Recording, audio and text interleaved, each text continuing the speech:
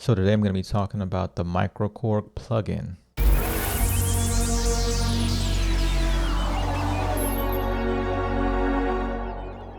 Welcome to my channel, the Complex Entertainment Group. I'm going over all things music.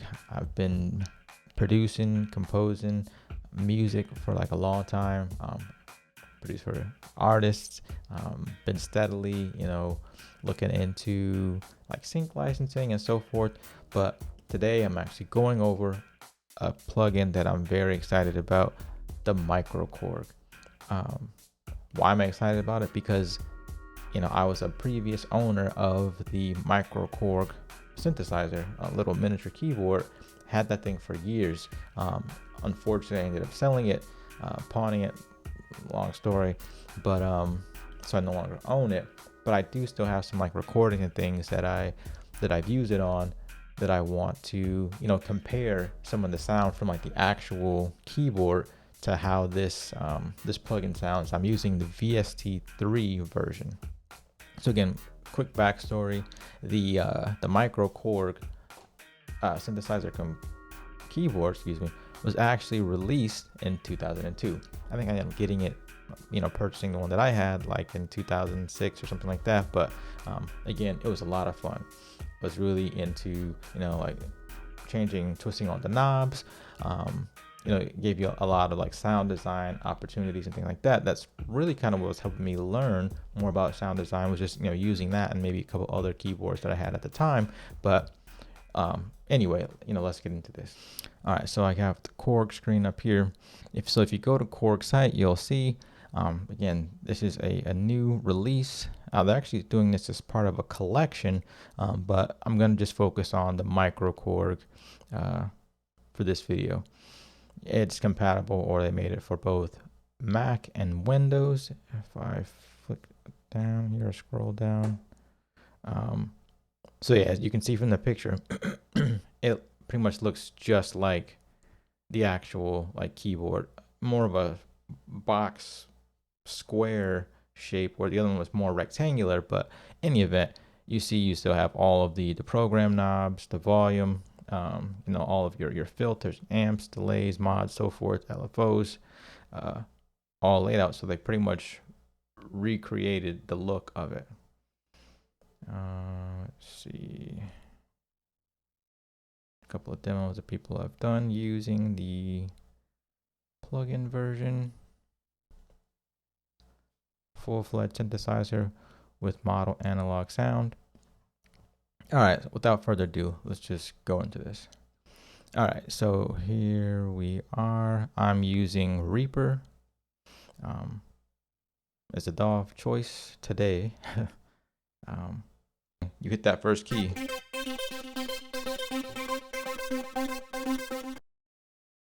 That's what you hear.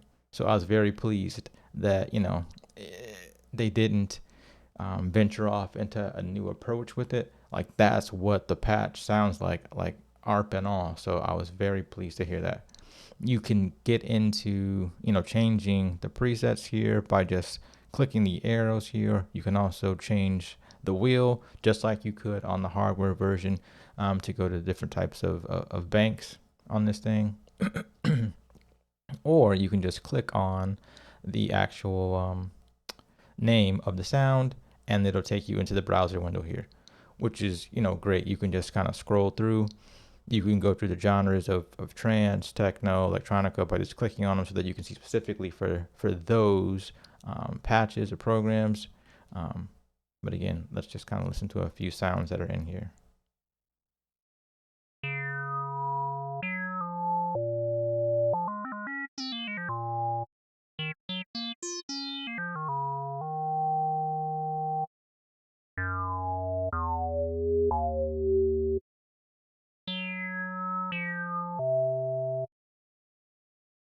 They got the pads.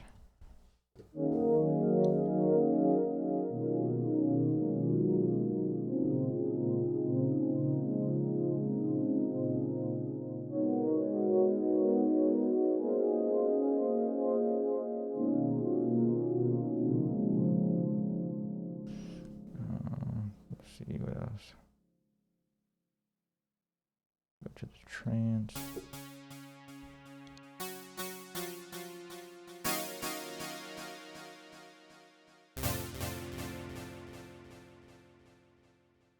Plucky synth.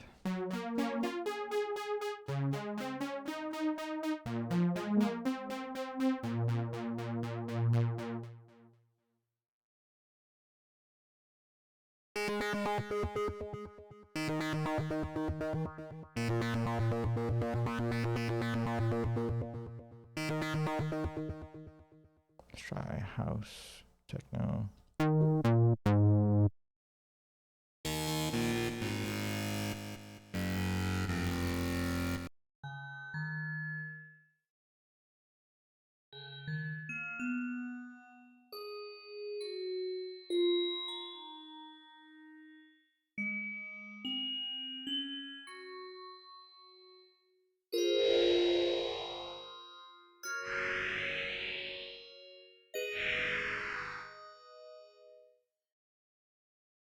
All right, let's try electronica.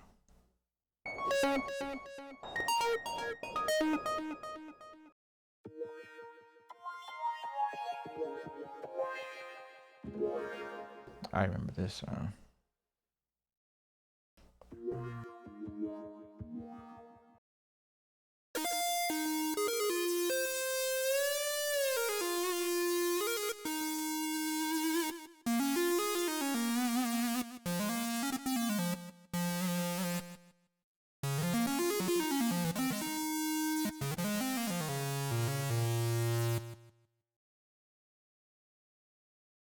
The drum and bass breaks.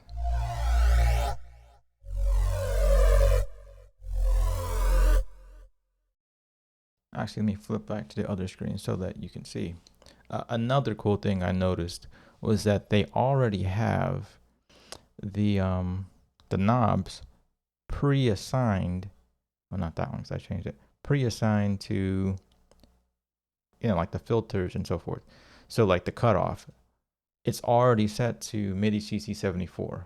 So if you already have a controller kind of set up with, you know, those basic, I guess somewhat standard MIDI CCs, then this is kind of already set to go. I did have to change the volume knob because the amp was assigned to CC7, but I want the entire volume to be on CC7, so I did change that. So the volume knob is now on MIDI CC7. But as you can see, as I'm changing, let's say, the filter on the cutoff,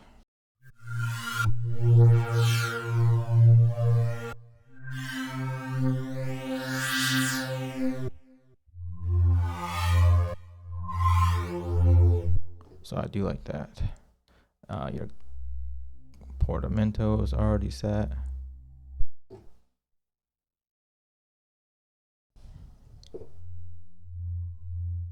Resonance. So yeah, you know, I'd say definitely if you already have controllers set up, you're kind of good to go. You're already kind of ahead of just jumping in and making music with this thing. Because again, this was the original controller, or not controller, but, you know, synthesizer was a very like hands-on synthesizer. So I'm glad that they've already kind of had that in mind to just get you up and going with this. Let's check out some more presets.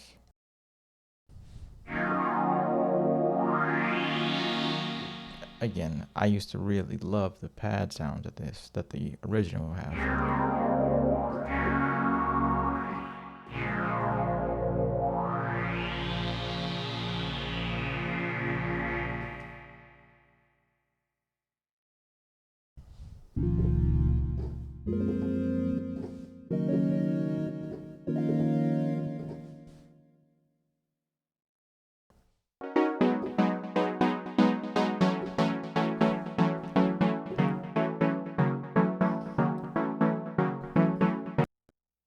And it already comes synced with, you know, your tempo of your song or your DAW. You can step these in too.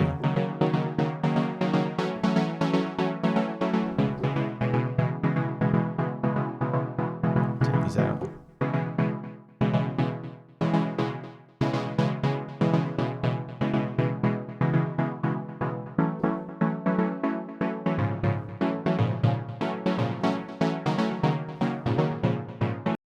And again, I love that because it just makes it real easy to just click them in and go. Your arpeggiator is like very simple to set up.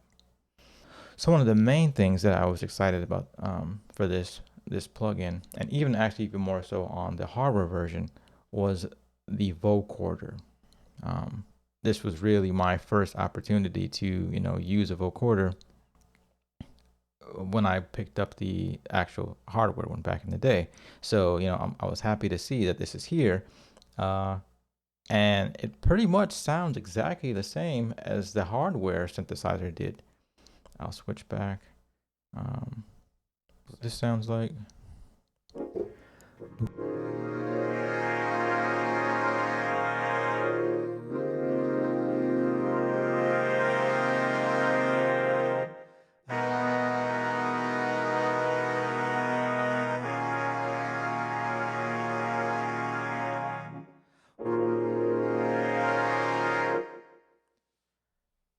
So if you see above here, these two clips I have, these are actually what I recorded when I had the actual synth. So let's just take a listen to this to compare how the sound from the actual audio from the recording sound when I was using the vocoder years back to how this sounds on the VST. I'm using the VST3 version in Reaper.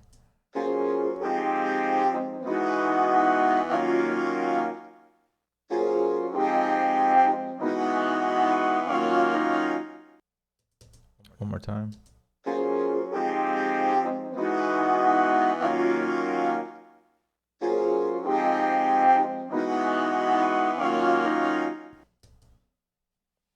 Then the Korg.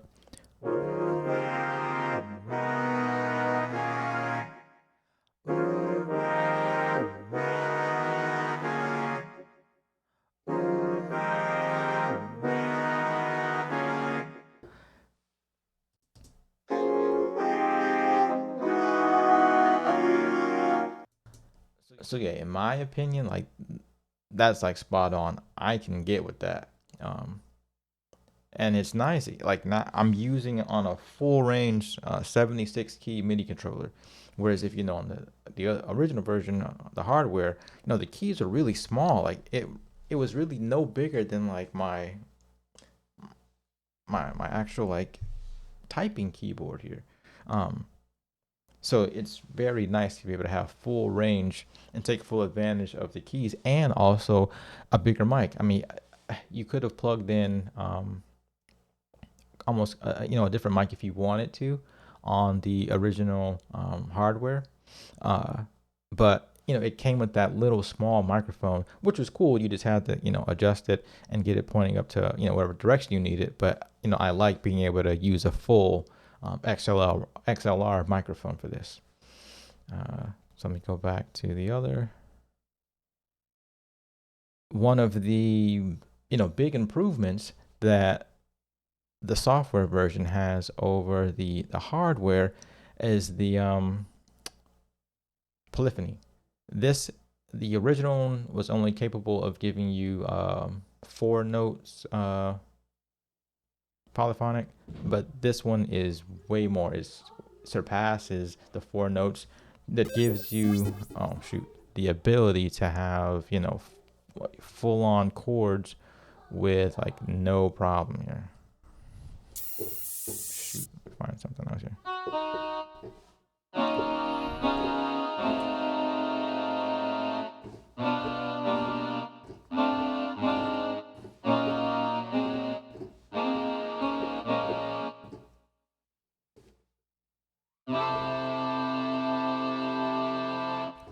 So yeah, super nice. So yeah, you can pick this up now if you're looking to. I went ahead and got it. This is not the demo version. This is the full version. When I got it, which was really only like a few days ago, it was priced at like $99, but now it has gone up to $149. So for those who were able to pick this up over the holidays, you got it at a good price. The full price for it is now back to the full $149. But in my opinion, definitely worth it. I was a huge fan of the original, and you know, I'm gonna be definitely making some stuff with this. So I'm not gonna hold you guys too long. In my opinion, Korg did a great job with this. Feel free to, you know, like and subscribe. Share your comments below on what do you think of this VST or this plugin. How do you think it stands up to the original? Interested to see what everybody has to say about it.